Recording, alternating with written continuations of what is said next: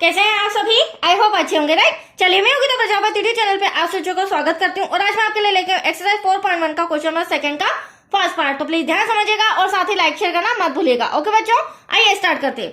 देखिए क्या कहना है, निम्न स्थितियों को द्विघात समीकरणों के रूप में निरूपित कीजिए।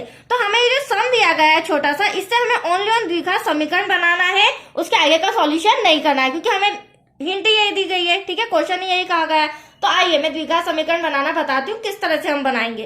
तो देखो क्वेश्चन क्या कहा गया है, एक आयताकार भूखंड का क्षेत्रफल 528 मीटर स्क्वायर है। ठीक है, क्षेत्र की लंबाई जो कि हमें मीटरों में दे रखी है, तो क्षेत्र की लंबाई चौड़ाई के दुगने से एक अधिक है।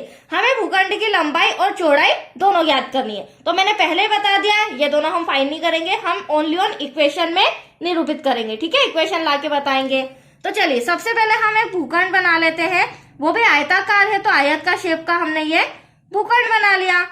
अब इसमें क्षेत्रफल कितना कहा गया है, क्षेत्रफल हमें कहा गया है जो कि बीच का एरिया होता है पूरा, वो कहा गया है बच्चों 528 मीटर स्क्वायर। अब क्षेत्र की जो लंबाई है, ये रही लंबाई, लेंथ, वो चौड़ाई के दुगने से एक अधिक है। तो देखो अधिक शब्द आता है तो प्लस का साइन लगेगा। ठीक है, आपको साइन का भी ध्यान रखना होगा, क्योंकि इबारत से इक्वेशन बनाना थोड़ा सा डिफिकल्ट होता है, बट मैं बहुत ही इजी लैंग्वेज में बता रही हूँ। अधिक है तो प्लस का साइन, यदि इसकी जगह पर कम होता तो माइनस का साइन लगाते। अब चौड़ाई के दुगने से एक अधिक है, तो पहले हम चौड़ाई को मान लेते हैं। चौड़ाई माना कि हमारी हो जाएगी x, ये चौड़ाई को हमने x मान लिया।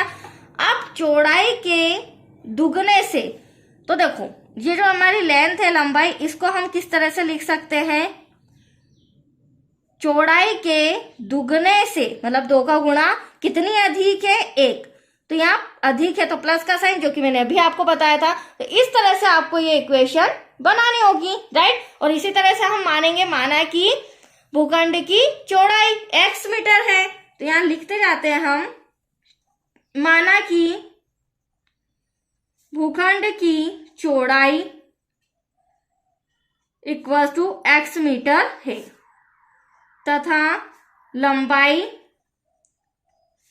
अब लंबाई जो है वो चौड़ाई के दुगने से एक अधिक है, राइट। जैसा ऐसा इंस्ट्रक्शन कहा गया था वैसा हमने इसे लिख लिया, राइट बच्चों। अब हमें भूखंड का क्षेत्रफल भी दे रखा है, वो भी हम रिटर्न कर लेते हैं। तो भूखंड का क्षेत्रफल इक्वल टू 528 मीटर स्क्वायर। ठीक है, ये लिखना जरूरी है, नहीं तो आपके मार्क्स कटेंगे। अब देखिए, अब हम इक्वेशन कैसे बनाएंगे।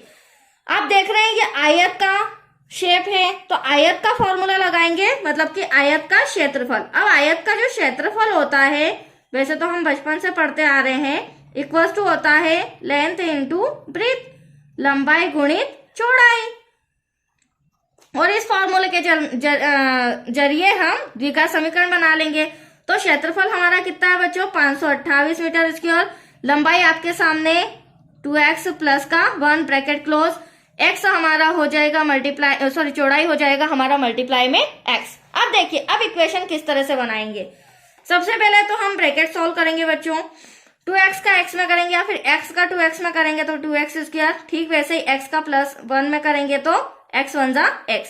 अब हम क्या करेंगे, हमें द्विघात समीकरण में निरूपित करना है, तो 2x स्क्वायर तो ऐसा का ऐसा प्लस x ऐसा का ऐसा, जो 528 प्लस का है बराबर के इधर आके क्या हो जाएगा, माइनस का, इक्वल टू 0, क्योंकि द्विघात समीकरण में बराबर में 0 आना जरूरी है। ठीक है, 0 लाना किसी भी हालत में कंपलसरी है। तो ये अब आप देख सकते हैं द्विघात समीकरण बन चुका है। बट मैं और भी थोड़ा सा डीप में बता देती हूँ कि द्विघात समीकरण एटलीस्ट होता क्या है। तो उपरोक्त समीकरण द्विघात समीकरण के व्यापक रूप। अब व्यापक रूप क्या है, हालांकि क्वेश्चन फर्स्ट में भी मैंने बताया था, वो होता है x square plus b x plus c equal to 0।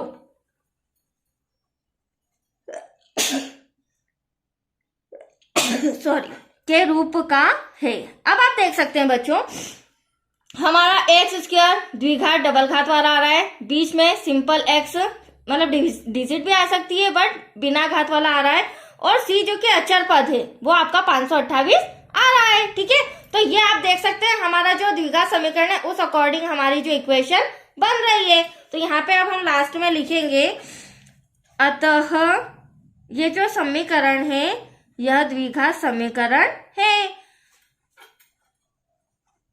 हाँ, एग्जाम में अगर ये 4 या 5 मार्क्स में आता है और इसकी लेंथ और ब्रेड्थ, लंबाई और चौड़ाई निकालने को कहा जाता है, तो इक्वेशन तो मैंने बना दिया। इसके आगे आप इसे गुणनखंड विधि से भी सॉल्व कर सकते हैं या फिर द्विघाती सूत्र विधि से भी सॉल्व करके लंबाई और चौड़ाई ला सकते हैं। दैट्स क्लियर बच्चों। तो चलिए, ये हो चुका है कंप्लीट हमारा सम।